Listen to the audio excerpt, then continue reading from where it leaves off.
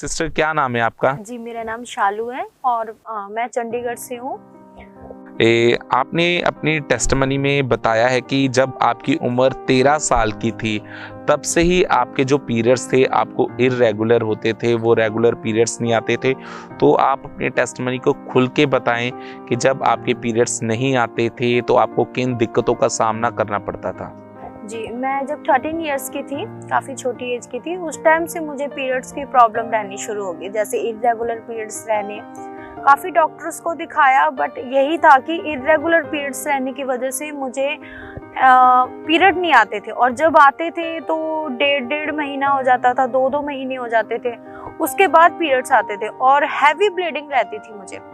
Heavy bleeding रहने के कारण वीकनेस होती थी, और जैसे 15-20 डेज तक कंटिन्यू रहना, 1 मंथ तक भी कई बार रहता था। मतलब ब्लीडिंग जो होती थी, जो हैवी ब्लीडिंग होती थी, वो एक महीने तक कंटिन्यूअसली होती रहती। जी, तो उसकी वजह से मुझे इतनी प्रॉब्लम्स फेस करनी पड़ती थी, लाइक स्वेलिंग हो जाना मेरे पूरे बॉडी पे, है ना। तो उसके बाद मतलब कि मूड स्विंग्स होने, मतलब कि बहुत मतलब कि ऐसे फेसेस करने पड़ते थे मुझे। कभी भी मतलब कि पीरियड्स मुझे सही से आते ही नहीं थे और मैं बहुत प्रॉब्लम में रहती थी, पेट में पेन रहना, ये सारी चीजें मैं फेस कर रही थी। और उसके बाद आपने बताया कि अगस्त 2019 में आपकी मैरिज हुई और इसी पीरियड्स की दिक्कत के कारण आप बेबी को कंसीव नहीं कर पा रहे थे। तो वो हमें खुल के बताएं कि वो कैसी प्रॉब्लम को आप फेस कर रहे थे। हाँ जी ब्रदर, जैसे मैंने आपको बताया मेरे पीरियड्स इरेगुलर रहते थे, उसकी वजह से काफ़ी मतलब कि मैं ऑलरेडी मतलब कि ले रही थी अपनी लाइफ में प्रॉब्लम्स को, उसकी वजह से। तो जब मेरी मैरिज हुई, आफ्टर मैरिज क्या हुआ कि मैरिज होने के बाद हमने ऐसे रहा कि मुझे स्टार्टिंग से बेबी का बहुत क्रेज रहा था। तो मुझे ये रहता था मेरे माइंड में हर टाइम कि मेरा बेबी हो। तो जैसे पीरियड इरेगुलर रहने की वजह से हार्मोन बैलेंस काफ़ी वो रहते थे, उस वजह से मैं बेबी नहीं कंसीव कर पा रही थी। तो बेबी जब कंसीव नहीं कर पा रही थी, डॉक्टर्स को दिखाया। जब डॉक्टर्स को दिखाया, काफ़ी ट्रीटमेंट ली मैंने, बट कोई भी मुझे उसमें फ़र्क नहीं नज़र आया, कोई भी। और डॉक्टर आपको क्या कहते थे कि किस वजह से आप बेबी को कंसीव नहीं कर पा रहे हैं? डॉक्टर मुझे यही कहते थे कि मेरे एग्स नहीं बनते, आपके एग्स नहीं बन रहे हैं, जिस वजह से आप बेबी को कंसीव नहीं कर पाते थे। और आपने बताया है अपनी टेस्टमनी के कि आपको बेबीज का बहुत शौक था, बच्चों का बहुत शौक था। जी जी जी, मैं एक्चुअली बेबीज की, मैंने अभी पहले बताया आपको, जैसे बहुत क्रेजी थी मैं बेबीज को लेके, बहुत ज्यादा एक्साइटेड रहना, जैसे दूसरों का देखना तो ऐसे उठाना, मैंने बहुत मतलब कि करना मैंने। तो अब मेरा खुद का बेबी नहीं हो रहा था, तो मैं उस चीज को लेके मतलब कि काफी डिप्रेस्ड हो गई, है ना। तो जैसे डॉक्टर्स को दिखाया, उन्होंने बोला काफी सारी मेडिसिन भी ले ली, मतलब कि कोई फर्क मेरी लाइफ में रिजल्ट आ नहीं रहा था। और उसके बाद ऐसा तो हो नहीं रहा होगा कि कोई आपसे पूछ नहीं रहा होगा, आपके आसपास के लोग जब आपसे पूछते थे बेबी के बारे में, घर वाले पूछते थे, तो क्या आप उन्हें बोलते थे उस टाइम पे? जी ब्रदर, ऑब्वियसली पूछते थे मुझे, क्योंकि मैरिज को मेरे 3-4 इयर्स ऑलमोस्ट हो चुके थे। पूछते थे काफ़ी, तो शर्मिंदा फील होता था। ऑब्वियसली किसी भी लेडी को, किसी भी कपल को होगा, तो मैं भी वो चीज़ फेस कर रही थी, काफ़ी ज़्यादा मेरे को होता था। और लोग मुझसे पूछते थे तो मैं यही बहाना लगाती थी कि अपनी शर्मिंदगी को छुपाने के लिए मैं यही कहती थी कि हम अभी वैसे ही अपनी मर्जी से कंसीव नहीं कर पा रहे, यहाँ भी हमें नीड नहीं है ना। सो बहाने होते, वो ही मैं लोगों को बताती थी। लेकिन मेरा मन जानता था मैं कितनी दुखित थी, मेरे मन में क्या चीज़ें मैं फेस कर रही थी अपनी लाइफ में ना। उस डिप्रेशन को, उस बेबी को ना पाना, वो एक लेडी ही समझ सकती है। तो आपने लगातार मेडिसिन खाई पर कोई भी हल नहीं हो रहा था, और आप इस कारण, आपके बेबी ना होने के कारण, इस प्रॉब्लम के कारण आप पूरी तरह से डिप्रेशन में जा चुके थे। तो जब आप डिप्रेशन में गए थे, आपने अपनी टेस्टमनी में बताया आप किसी से कोई बात नहीं करते थे, आप खिलौनों के साथ, डॉल्स के साथ आपने खेलना शुरू कर दिया था, पागलों की तरह आप करते थे। वो बताएं हमें खुल के कि वो क्या था? जी, वो ऐसा था कि जब बेबी नहीं कंसीव कर पा रही थी, तो बहुत एक लाइक होता है ना कि लेडी का होप खत्म हो जाना, मर जाना एक तरह से, वो मर चुकी थी वो होप। कि नहीं था कि नहीं ऐसा कुछ नहीं होगा, अब इतनी ट्रीटमेंट ले चुकी हूँ और डॉक्टर्स कहते नहीं होगा कुछ, है ना। तो वो चीज़ें, एक तो घर वालों के वो ताने मेने जो कहते हैं, वो चीज़ें मेरे को लेनी पड़ती थी, फेस करनी पड़ती थी। उस वजह से बस एक इतनी डिप्रेस्ड होगी मैं कि अपने हस्बैंड से हर टाइम लड़ना, चिड़चिड़ापन बहुत ज़्यादा हो चुका था ब्रदर मेरा, और इतना डिप्रेस्ड हो गई थी, एक कमरे में लॉक करके बैठी रहती थी, किसी से नहीं मेरी बनती थी, मैं किसी से खुद ही ऐसी चिड़चिड़ी हो गई थी, इतना डिप्रेस्ड हो गया था कि बिल्कुल एक कमरे में बैठना, पागलों की तरह मैंने करना, कभी मन किया रो लेना, कभी मन किया अपना किसी को बुला लेना, अदरवाइज नो। तो बस ऐसे ही मेरी लाइफ में इतना डिप्रेशन चलता रहा। और उसी डिप्रेशन के दौरान तो जब हार गई मैं, बिल्कुल होप मेरा खत्म हो चुका था, उसके बाद फिर मैंने नशा ट्राई किया अपनी लाइफ। आपने नशा करना शुरू कर दिया था? जी जी। तो आप कौन कौन सा नशा करते थे उस टाइम? मैं स्मोक करती थी, ड्रिंक करती थी, चरस भी पीती थी, और भी काफी हाई लेवल्स के नशे करती थी।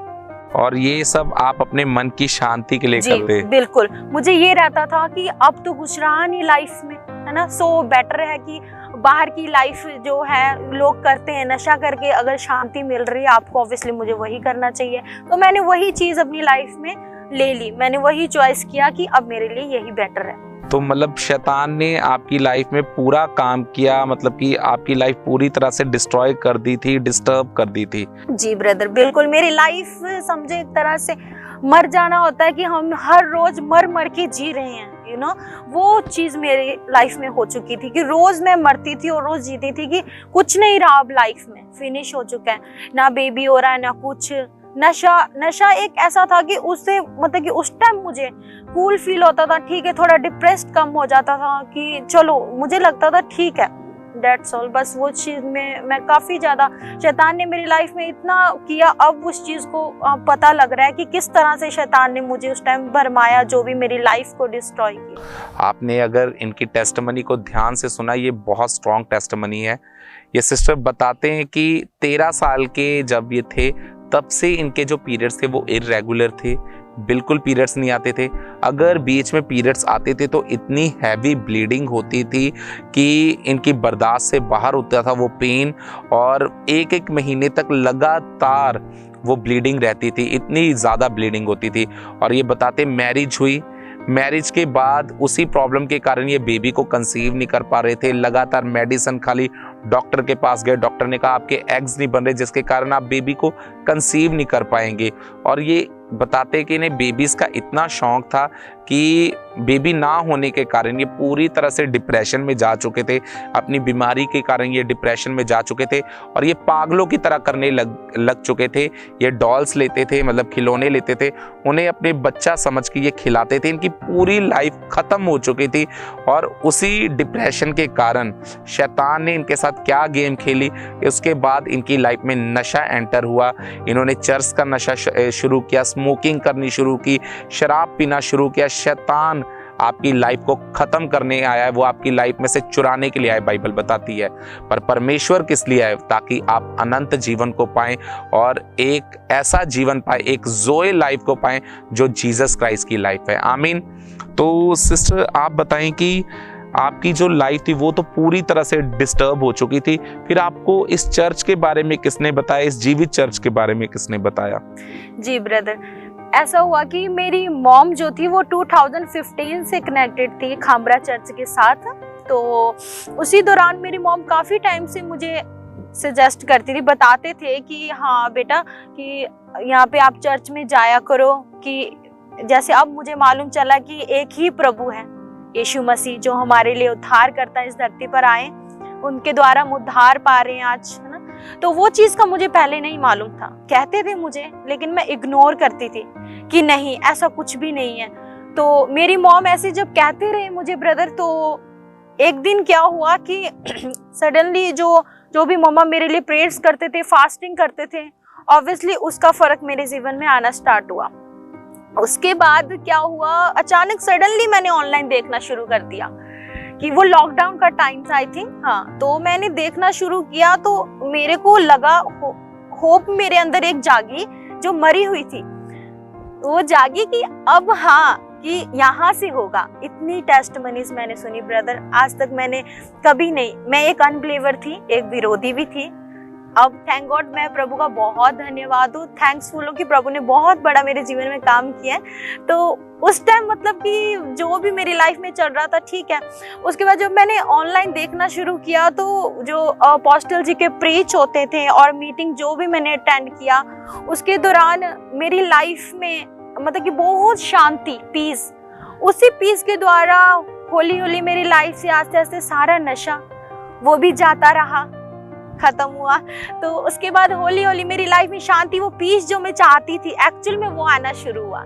तो मुझे लगा ऑब्वियसली जो पीस आप नशों में ढूंढ रहे थे, जी ब्रदर, वो पीस आपको परमेश्वर में आके मिला।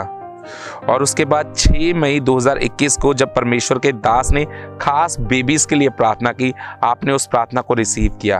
तो आइए हम उसे अपनी स्क्रीन के ऊपर देखते हैं, उस सामर्थी प्रार्थना को।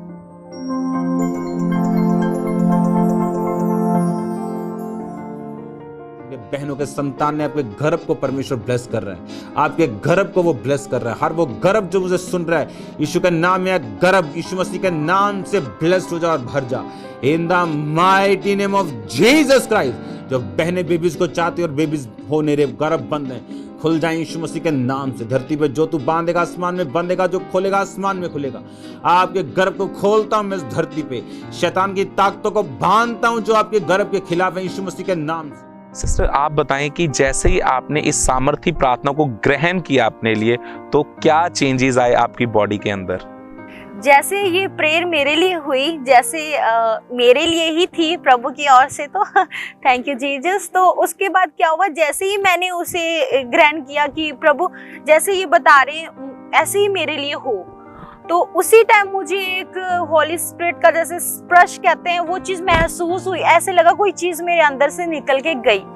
उसके बाद जब मैंने थोड़े टाइम बाद 10 से 12 दिन के अंदर जब मैंने अपनी प्रेगनेंसी टेस्ट चेक किया, तो उसमें फर्स्ट टाइम मैं मैरिज के 4 इयर्स के बाद प्रेग्नेंट थी। आप 4 साल के बाद मतलब कि फर्स्ट टाइम आप प्रेग्नेंट थे उस टाइम पे, और फिर आपका रिएक्शन क्या था उस टाइम पे? ब्रदर वो एक हर लेडी जो आज जिस चीज से मैं गुजरी हूँ वो समझ सकती हैं कि उस टाइम उसका क्या रिएक्शन हो सकता था। मैं बहुत एक्साइटेड थी, मैं प्रभु की थैंक्सफुल थी कि प्रभु ने मुझे ब्लेस किया है। मैं प्रेग्नेंट थी, देख के कि मेरे को बिलीव ही नहीं होता था कभी कि मैं हो पाऊंगी, क्योंकि मेरी होप मर चुकी थी। इतना लाइफ में हो चुका था, नशा, शैतान के अटैक्स, वो सारी चीजों से। तो जब मैंने वो चीज देखा तो मैं बहुत शॉक्ड थी और बहुत हैप्पी थी। मैं प्रभु का धन्यवाद करती हूँ कि प्रभु ने मुझे ब्लेस किया और बेबी बॉय दिया मुझे प्रभु ने। तारीफ करेंगे, जोर से तारीफ करेंगे जीवित परमेश्वर की इस टेस्टमनी के लिए। मतलब कि जब आपने अपना प्रेगनेंसी टेस्ट किया, 9 महीने तक परमेश्वर के आत्मा ने आपको संभाल के रखा, पूरी तरह से सेफ रखा, प्रोटेक्ट रखा, और आज परमेश्वर ने आपको मैरिज के 4 साल बाद बेबी बॉय के साथ ब्लेस किया है। जोर से तारीफ करेंगे जीवित परमेश्वर की, जोर से तारीफ करेंगे इस बड़ी टेस्टमनी के लिए, परमेश्वर के दास के लिए, सच्चे दास, सच्ची दासी के लिए जोर से तारीफ करेंगे जो परमेश्वर ने हमारे लिए ठहराया है, हमारे छुटकारे, हमारे हीलिंग के लिए ठहराया। आमीन। हमारे YouTube चैनल को सब्सक्राइब करें ताकि आप परमेश्वर के गहरे भेदों को जान सकें कि कैसे आप परमेश्वर में बढ़ सकते हैं, कैसे आप दुष्ट आत्माओं से, नशों से, बीमारियों से और वंशों के श्रापों से आजाद हो सकते हैं।